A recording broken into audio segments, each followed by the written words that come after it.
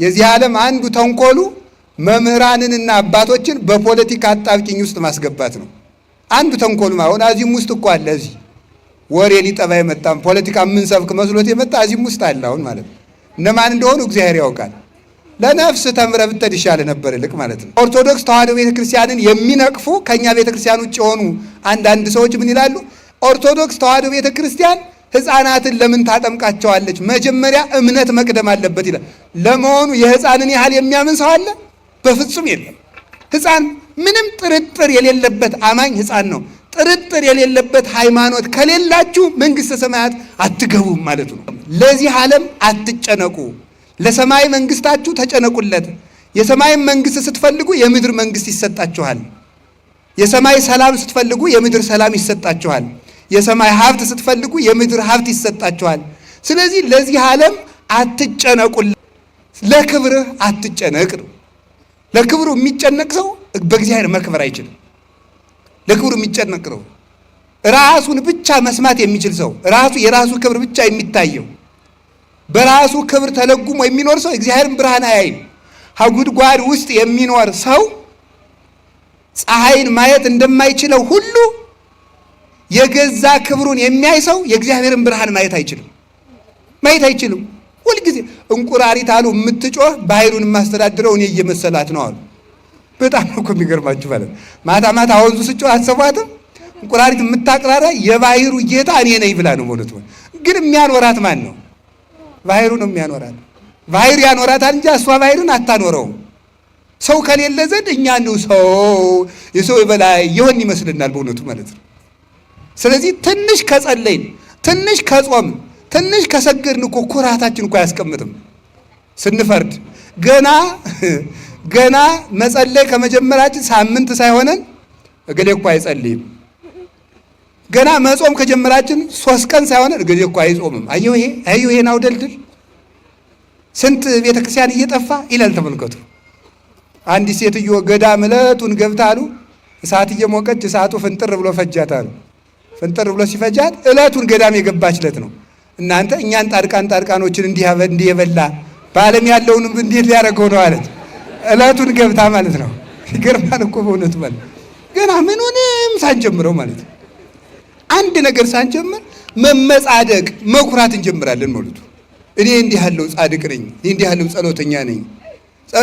ጸበልጅ ብዙ ገዳማት ታውቃለሁ። ብዙ ገዳም ነው የምታውቅ እንጂ ገዳማዊ አይደለም። ብዙ ገዳም ልዞር ትችላለህ፣ ግን ገዳማዊ ግን አይደለም። እንኳን ጸሎተኛ ልሆን ስለ ጸሎት እንኳን እውቅና የለንም። ስለዚህ ስንመጻደቅ ስንመካ ሕፃን ልጅ ለራሱ ክብር አይጨነቅም። አሁን ዓለምን የሚያፋጀው ምንድን ነው? ለራሱ ክብር መጨነቅ ነው። ሁሉም ሰው የኔ ዘር ታላቅ ነው ይላል። የማን ዘር ነው እንግዲያ? ትንሽ እንደው እኮ ግሩም ነው። ሁሉም ሰው የኔ ዘር ትልቅ ነው። ሁሉንም ሰው ስሙት ማለት እኛ ኢትዮጵያውያን፣ ደግሞ ስትሄዱ እኛ ሶማሊያውያን፣ ቀጥል እኛ ናይጄሪያውያን፣ ቀጥል እኛ ሞሮኮውያን፣ ሁሉም ማለት ነው። እኛ እንደዚህ እኛ እንደዚህ እንዲህ ያለውን ኩራት ነው መተው። ልናገር አንድ ቃል አይከፋችሁም? የሚፈርስ የሚበሰብስ የባሰም ልናገር ነው። የሚተላ የባሰም ልናገር የሚሸት የሰው ልጅ ምን ያኮራዋል ይላል ሲራክ ነው ያለ። በሶስተኛው ቀን ቀብረው ሲመለሱ የምትለወጥ አይደለህም እንዴ ይላል። ምን ያኮራል? ቁም ነገር አይደለም ኩራታችን። እውቀቱን ስንኮራበት ምን ትፍከ ዘይነሳይከም ካልከ ተምረህ እኮ ነው። የበላይ መምህር እኮ አለብህ፣ አስተምሮሃል እኮ። እንዲያውም ቅዱስ ባስልዮስ እንኳን ዘቂሳርያማ ሲናገር ምንም ሊቅ ብትሆን የፊደሉ መምህር ይበልጣል። ፊደል አስተምሮሃል። ፊደልን ያላወቅበት ጊዜ ነበር። ስለዚህ የፊደል መምህር ይበልጣል። ምን ያመጻድቃል? ብትማር እውቀቱ ተጭኖብህ፣ ሰው እንደ ሜሞሪ እኮ ነው። መምህር ጭኖብህ ነው ያወቅከው። መልከኛ ብትሆን መልክህን አፍንጫህን አልሰራው እግዚአብሔር ነው የሰራ እንጂ። ምን ያኮራል? ሀገር ቢኖርህ ሀገር የሰጠህ እግዚአብሔር ነው ሊመሰገን የሚገባው። ኃይል ቢኖርህ ኃይል የሰጠህ እግዚአብሔር ነው የሚመሰገነው። ብትሰጥ እግዚአብሔር የሰጠህን ነው። ብትናገር እግዚአብሔር ያናገረህን ነው። ምን ቁም ነገር አለው የሰው ልጅ? እኛ እንዲህ ያልን እየኮራን ነው መኖር ያቃተን፣ ከሰው ጋር መኖር ያቃተን፣ ባልና ሚስት መኖር ያቃታቸው እኔ እሷም የራሷን ክብር ስናገኝ የነ ገሌ ዘር የነ ደጃዝማች ገሌ ዘር አያቴ ቄስ ነበሩ። አያትሽ ነው ቄስ እንጂ አንቺ ቄስ አይደለሽም። እኔ አያቴ ቄስ ነበሩ፣ አጎቴ የመርጌታ ናቸው። ምንም ቁም ነገር የለው። አንተ ምንድነህ ነው ቁም ነገሩ? እንደነ አያቴ ግብረ ሰላም ሲያበሉ ግሩም ነበር። አንተ ግን እየሰረክ ትበላለህ። እኛ ጎንደሮች ፈትፍተን የምናበለ የድሮዎቹ ይፈተፍቱ ነበር። አንተ የሰው አንገት ልትፈተፍት ነው። አናውቃችሁም? በየመንደሩ ሞባይል አንገት እያላችሁ እየቀማችሁ ይሄንን ነው ተመልከቱ። በቀድሞ መኩራት ትተን በራሳችን ይህን መመጻደቃችን መተው አለብን። እኔ ምንድነኝ? እስኪ እኔ ምንድነኝ በሉ ንገሩኝ እንጂ እኔ ምንድነኝ ማለት የሚገባው ይሄ ነው ማለት ነው። አንዱ በአንዱ ቅዱሳን አባቶቻችን የራሳቸው ክብር አይታያቸውም፣ የሌላው ክብር ነው የሚታያቸው።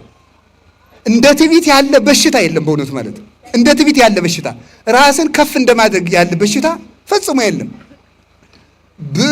ብእሲ ዘየአቢ ርእሶ ይመስል ከመብሲ ዘይጽያን ዲበ ሳሬት ወፍጡነ ይወድቅ። በራሱ የሚመካ ሰው በሸረሪት ድር ላይ ተጭኖ ምን የሚል ሰው ይመስላል? በሸረሪት ድር ላይ ተጭኖ እራመዳለሁ የሚል ይመስላል። ተበጥሶ ፈጥኖ እንደሚጥለው በራሱ የሚመካ ሰው ፈጥኖ ይወድቃል። በስልጣኑ ቢመካ፣ በሁሉ ቢመካ። ክርስቲያኖችን የሚጨፈጭፍ አንድ ጨካኝ ንጉሥ ነበረ። ክርስቲያኖችን ከውሻ ጋር እያታገለ የሚዝናና የሚደሰት፣ ከውሻ ጋር እያበላ እሱ የሚስቅ ሰው ነበረ። ሰው ገሎ እጁን በደም የሚታጠብ ሰው ነበረ።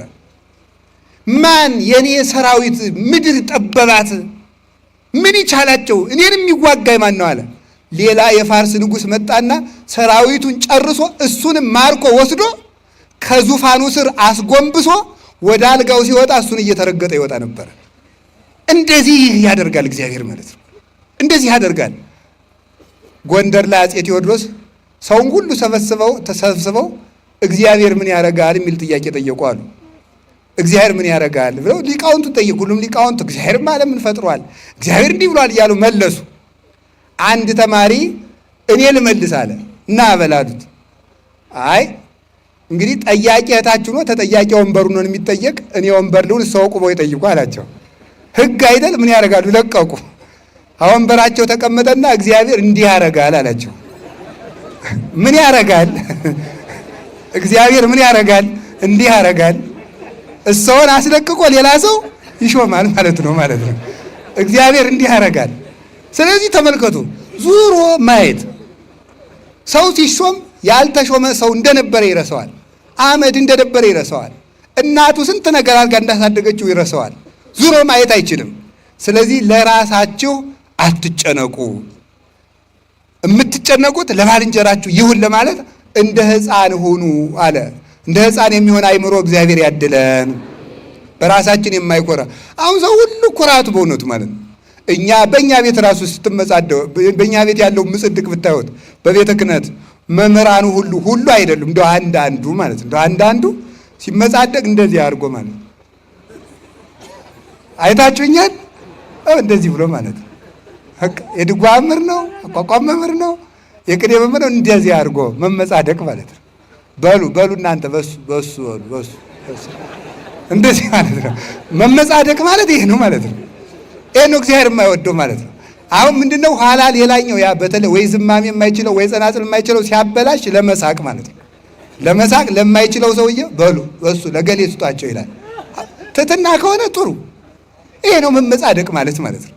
ስለዚህ በራስ መኩራት፣ በእውቀት መኩራት፣ መመጻደቅ። እናንተም ትመጻደቃላችሁ፣ ዲያቆኑ ይመጻደቃል። ሲቀድስ ንስማ በውጭ ነስማይ ማይኩ ቅረጸው ይላል ማለት ነው። ሊል ይችላል ነው። እዚህ ያሉ ዲያቆናት አይሉ እንደዚህ ማለት መመጻደቅ። እናንተም መመጻደቅ፣ በመስጠታችሁ በመጻደቅ፣ ሰበካ ጉባኤ መሆናችሁ በመመጻደቅ፣ ቤተክርስቲያን በመስረታችሁ በመመጻደቅ፣ ዝክር በመዘከራችን መመጻደቅ፣ በሁሉ ነገር መኩራት። እንዲህ ያለ ነገር ፈጥኖ ይጥላል።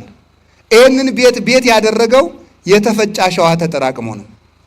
እኛ የቆምነው ህብረት ስላለንና እግዚአብሔር ብናኝ የነበርነውን አፈር አጠራቅሞ ስለሰራን ነው። እግዚአብሔር ስላቆመን ነው እንጂ በራሳችን የቆምነው ነገር የለም። ይሄ ከዚህ ቤት ተመልከቱ። አንድ ጠጠር መቀነስ ብንጀምር ቤቱ መናድ ይጀምራል። እግዚአብሔር አንዲት ነገር ቢቀንስ የምንናድነን ሁላችንም። ይህንን ነው መኩራትና ራስን ማየት እንደ አውራ ዶሮ ዝም ብሎ መኩራት። አውራ ዶሮ የሌለውን ክብር ዝም ብሎ ጀምነን የሚኮራ ሰው ዶሮ ነው። እግዚአብሔራዊ አይደለም፣ ሰው አይደለም። ራሱ በእውነቱ ማለት ሰው አይደለም።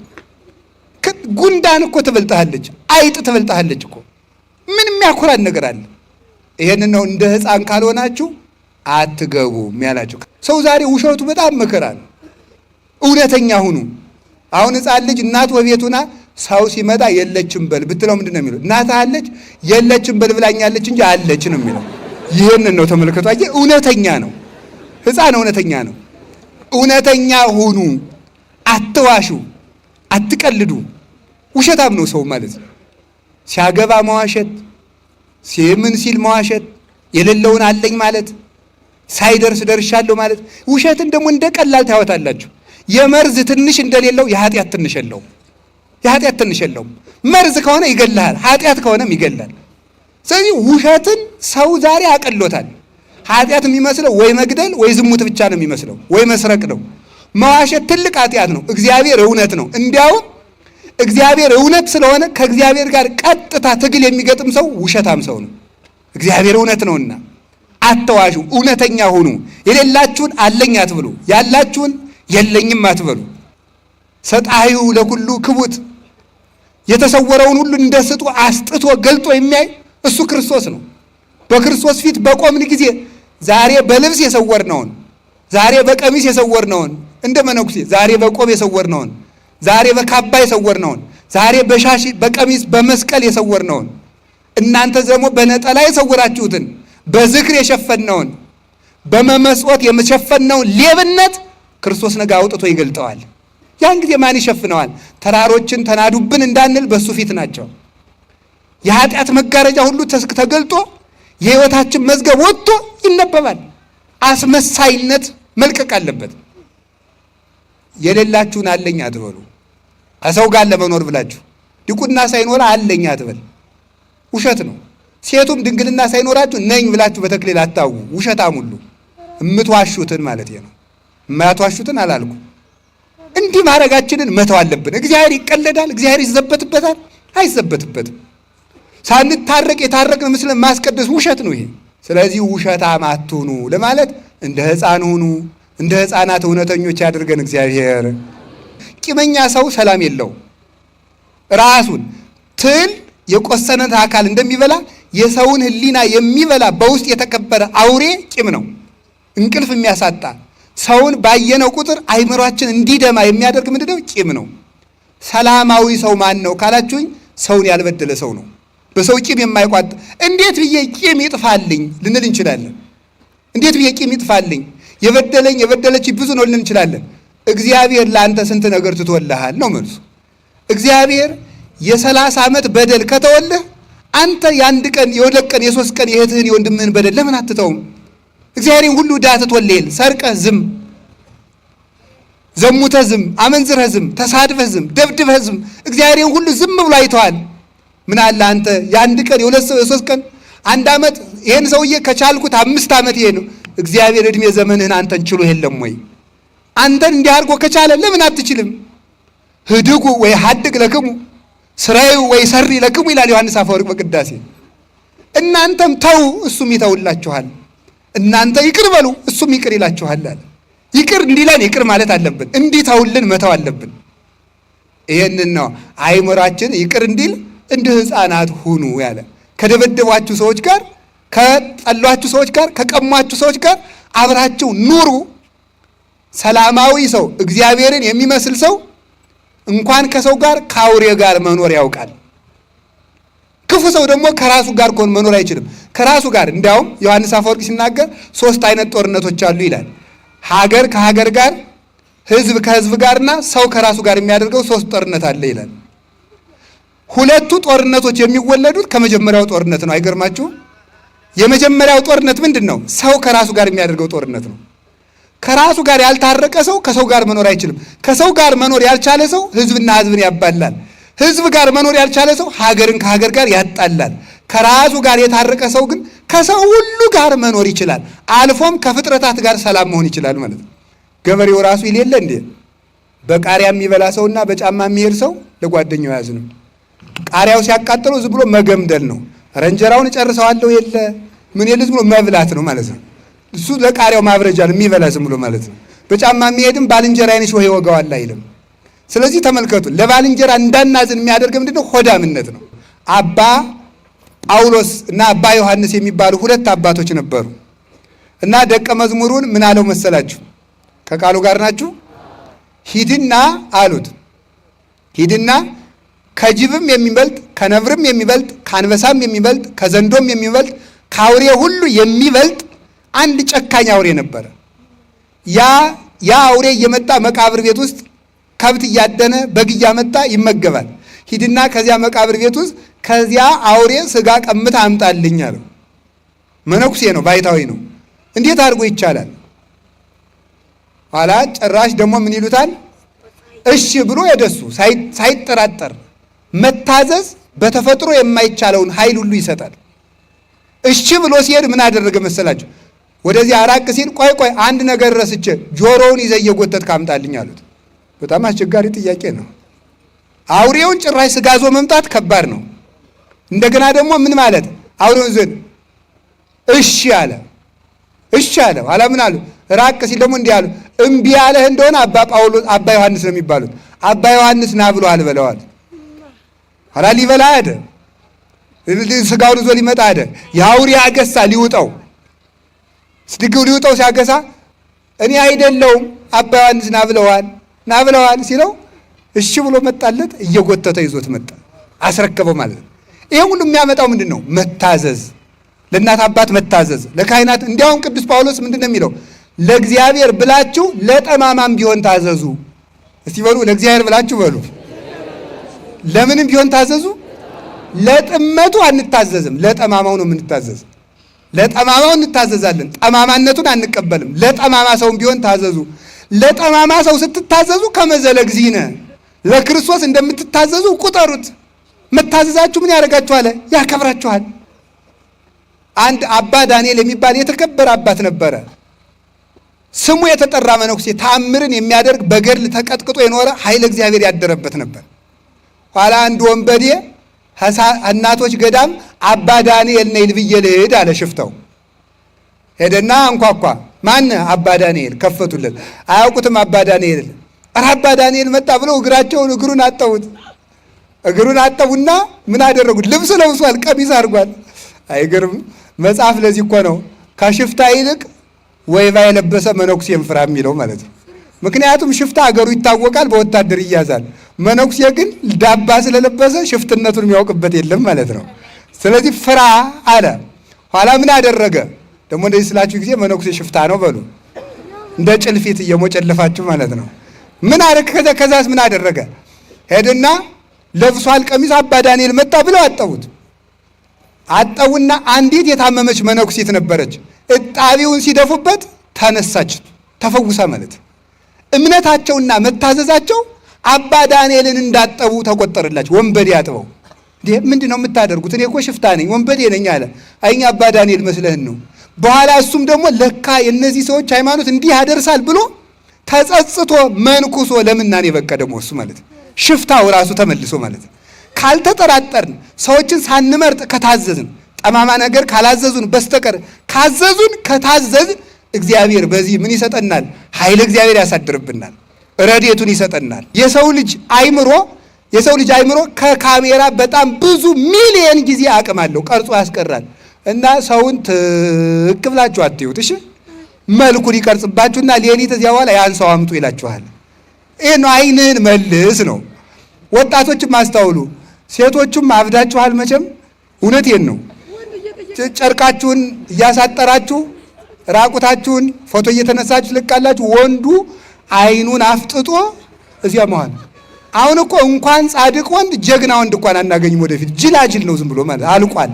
በሴት ፎቶ የነሆለለ ነው በእውነቱ ማለት ነው። ይህ እኮ ነው። አታውቁም? ሴቶች ታይተው የመወደድ ጸጋ አላቸው። የዚህን ምስጢር ደግሞ እነግራችኋለሁ የሌላ ቀን። ታይተው ነው የሚወደዱት። ለምን መሰላችሁ? አዳም ሔዋንን ስለጠላት እንጨት አብልተሽ አጠፋሽ ስላለ እዚያ በኋላ ሴትና ወንድ ጠበኛው ነው ሊቀሩ ሆነ። እዚያ በኋላ እግዚአብሔር ለሴት ልጅ ምን አደረጋት? ታይታ እንድትወደድ አደረጋት። ስለዚህ ሴትን እያየ ሰው ወንድ ይወዳል ማለት እና አይን ላይ መጠንቀቅ ነው። ሰምታችሁኛል? አይንህን ካልተጠነቀቅ አጥምዶ አናውዞ ይጥልሃል። ታላቁ እስክንድር የሚባለው እስክንድር 127 ሀገሮችን ቀጥቅጦ የገዛው እስክንድር ለወታደሮቹ የሚመክራቸው ምክር ምን ነበር መስላችሁ? በጠላት ሀገር ሂዳችሁ በውሃ ጥም እንዳትሸነፉ፣ በሴት እንዳትሸነፉ ነበር ያላቸው። በምንና በምን ያላቸው? በውሃ ጥምና በምን በሴት እንዳትሸነፉ፣ ካልሆነ ትሸነፋላችሁ ነበር የሚላቸው። እና ውሃ የፈለገ ቢጠማቸው አይጠጡም። እንዲያውም 100 ወታደር ከሚያጠምደው ይልቅ አንዲት ሴት የምታጠምደው ብልሃቱ ኃይለኛ ነው። ይህን ነው ጌታ ያለ ምንድን ነው? ዝሙትን ተጠንቀቁ፣ ምኞትን ቆርጣችሁ ጣሉ። ህሊናቸው ንጹህ ነው። ህፃናት ህሊናቸው ንጹህ ነው። አሁን ቅዳሴ ሲቀደስ እግዚአብሔርን እኮ ያያሉ። ይገርማችኋል። ህፃናት ቅዳሴ ሲቀደስ እግዚአብሔርን ያዩታል። እኛ አይታየንም፣ የኃጢአት መጋረጃ ስለጋረደን።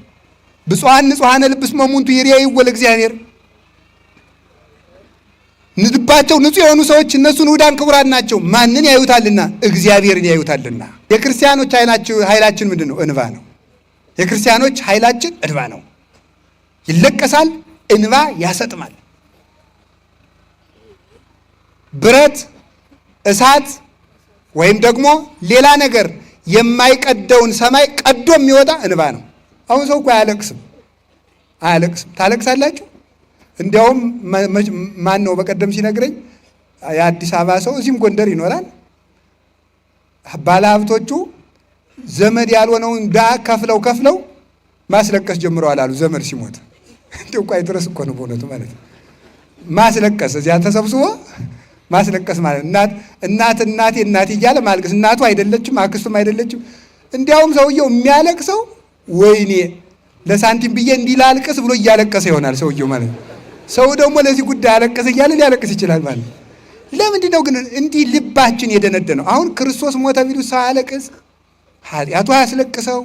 ምን አይል እና እንባን እንዴት ማግኘት ይቻላል የሚል ሊቃውንቱ በጣም ብዙ አመስጥረውበታል። እንባ የሚገኘው መጀመሪያ ራስን ማየት ሲቻል ነው ይላል። ማንን ማየት ሲቻል?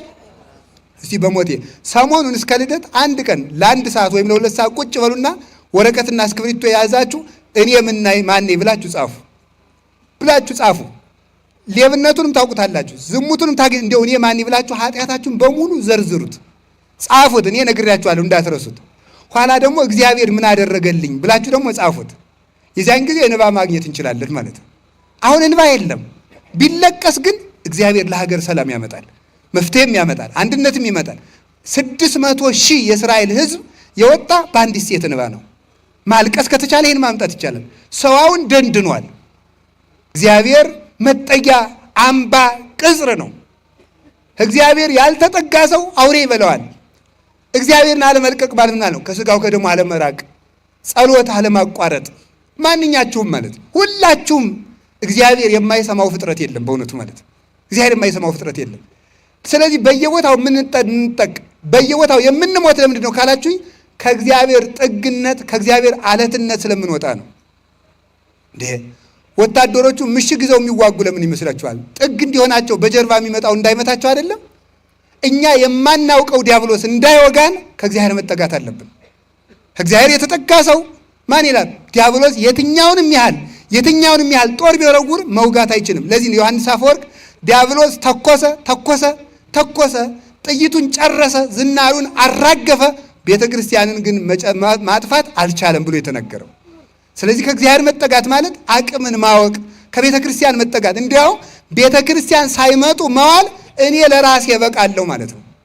ሳይጸልዩ መዋል ቀኑን እኔ በሰላም የመኖር ስልጣን አለኝ፣ እግዚአብሔር አታስፈልገኝም ማለት ነው። ማታ ሳይጸልዩ ማደር ሌሊቱን እኔ ራሴ እበቃዋለሁ፣ ለሌሊቱ ጥበቃ አንተ አታስፈልገኝም ማለት ነው። ሲበሉ አለመጸለይ ምግቡ ጤና እንዲሆነኝ ራሴ ማድረግ እችላለሁ፣ አትባርከው ማለት ነው። ያለልን ሳይጸልዩ ማግባት ትዳሩን እኔ ራሴ እበቃዋለሁ፣ ግድ የለም እግዚአብሔር አትምጣብኝ ቤቴ ማለት ነው። ይህ እኮ ነው በእውነቱ። እግዚአብሔርን ጥግ ያደረሰው ሰው ግን ያልፋል። እንዲያውም እኮ በዱዲያኖስ ዘመነ መንግስት የዱዲያኖስ ኃያላን የሆኑ ክርስቲያኖችን ድንጋይ እየወረወሩ ሲመቷቸው ወይ ክርስቶስን መርጣችሁ ሙቱ ወይ ደግሞ ክዳችሁት ደግሞ ምን አለ ሕይወትን ምረጡ አሏቸው። መርጠን ጨርሰናል፣ ክርስቶስን መርጠናል አሏቸው። እንግዲያስ ብሎ ድንጋይ ሲወረውሯቸው ለነሱ የሚወረውሩት ድንጋይ የዱዲያኖስን ታዛዦች እየተመለሰ ይመታቸው ነበረ። ማን ይህን ሁሉ የሚያደርግ? እግዚአብሔር ነው። የእግዚአብሔር ጥገኛ ለመሆን ያብቃን። እግዚአብሔር ተጠግተን ለመኖር ያብቃን።